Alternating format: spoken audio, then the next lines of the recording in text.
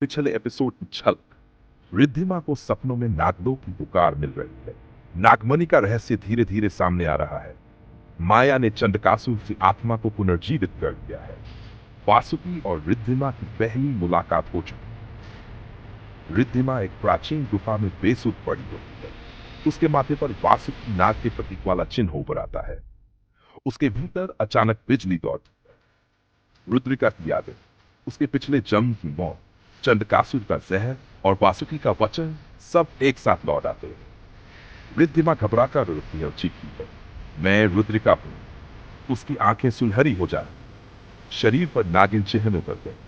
वासुकी दूर खड़ा मुस्कुराता है और अर्जुन रॉय को नागमणि के करीब पहुंचने केवल वही जिसे रुद्रिका का प्रेम मिला हो नागमणि को छू सकता है। रिद्धिमा जैसे ही मणि की ओर बढ़ती है, एक सर्पाकार ऊर्जा निकलती है और उसे घेर लेती है। वासुकी चिल्लाता है, रुक जाओ, अगर तुम्हारा प्रेम सच्चा है तो यह अग्नि तुम्हें जला नहीं पाएगी। रिद्धिमा आगे बढ़ती है। अग्नि शांत हो जाती है। नागमणि उसकी हथेली में समा जाती है। माया एक काले जल कुंड जैसे की बूंदें गिराती है। उस पानी से निकलता है चंडकासुर का नया रूप, विशाल, विकराल और अबजेय। अब न कोई नाग बचेंगे, न नागिन और ना ये धरा। वह सीधा नागलोक की ओर बढ़ता है। उसके साथ अधोलोक के और भी प्राचीन दानव जाग चुके हैं। वासुकी एक रहस्यमय सरोवर में प्रवेश करता है। ये नागों का अग्नि सरोवर है, जहां नाग योद्धा अंतिम शक्ति प्राप्त करते हैं। वह वहां से बाहर आता है तो उसकी त्वचा पर नाग आकार की कवच जैसी संरचना बन जाती है। उसकी आंखें नीले ज्वालामुखी जैसी हो जाती हैं। रुद्रिका के लिए, नागलोक के लिए, अब मैं खुद को भस्म कर दूंगा। नागलोक का द्वार खुलता है। रिद्धिमा, रुद्रिका और वासुकी उसके सामने खड़े हैं।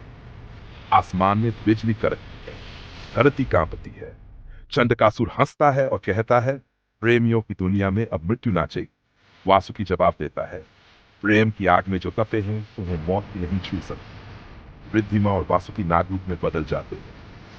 चंडकासुर की सेना नागलोक पर हमला बोल देती है। अंतिम नागमणि के चारों ओर एक दिव्य वृत्त बनता है, जिसमें देवता तक भयभीत हो। अगले एपिसोड में वासुकी और चंडकासुर की पहली फिल्म, नागमणि का रहस्य और विचित्र बलिदान। क्या रिद्धिमा फिर से मृत्यु को छुएगी?